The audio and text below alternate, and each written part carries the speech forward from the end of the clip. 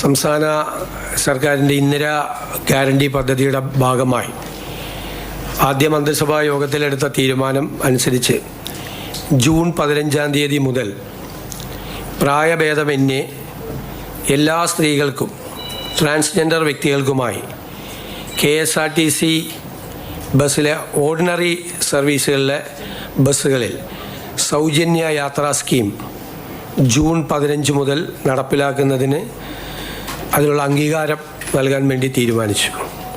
ഇന്ദിരാ ഗ്യാരണ്ടിയിലുള്ള ഈ പദ്ധതി പ്രിയദർശിനി എന്ന പേരിലായിരിക്കും അറിയപ്പെടുന്നത്.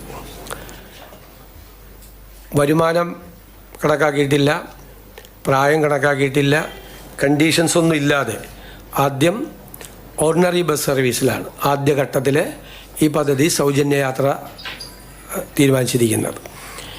ഇത് സർക്കാരിന്